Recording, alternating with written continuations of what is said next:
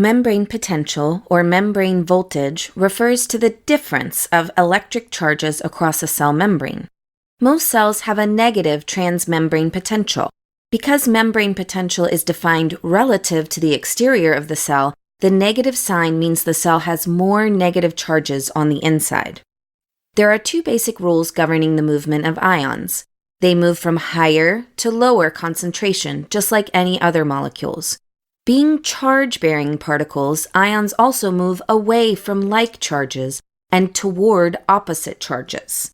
In the case of the cell membrane, there is a third factor that controls ion movement: the permeability of the membrane to different ions.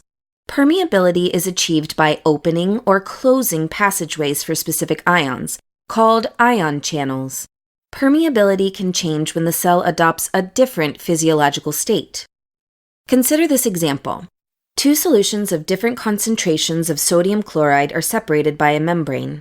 If the membrane is equally permeable to both sodium and chloride, both ions will diffuse from higher to lower concentration, and the two solutions will eventually have the same concentration.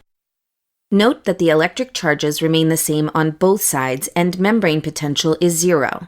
Now let's assume that the membrane is permeable only to the positively charged sodium ions, letting them flow down the concentration gradient while blocking the negatively charged chloride ions from crossing to the other side. This would result in one solution becoming increasingly positive and the other increasingly negative. Since opposite charges attract and like charges repel, positive sodium ions are now under influence of two forces. Diffusion force drives them in one direction, while electrostatic force drives them in the opposite direction. The equilibrium is reached when these two forces completely counteract, at which point the net movement of sodium is zero. Note that there is now a difference of electric charge across the membrane.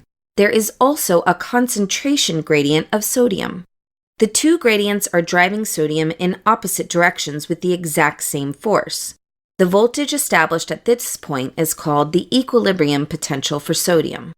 It's the voltage required to maintain this particular concentration gradient and can be calculated as a function thereof. A typical resting neuron maintains unequal distributions of different ions across the cell membrane. These gradients are used to calculate their equilibrium potentials. The positive and negative signs represent the direction of membrane potential.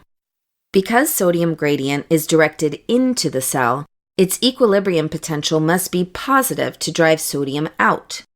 Potassium has the reverse concentration gradient, hence negative equilibrium potential. Chloride has the same inward concentration direction as sodium, but because it's a negative charge, it requires a negative environment inside the cell to push it out.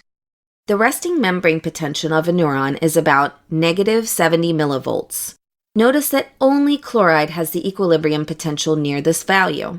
This means chloride is in equilibrium in resting neurons, while sodium and potassium are not. This is because there is an active transport to keep sodium and potassium out of equilibrium.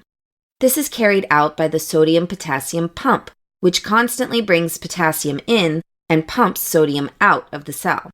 The resulting resting potential, while costly to maintain, is essential to generation of action potentials when the cell is stimulated.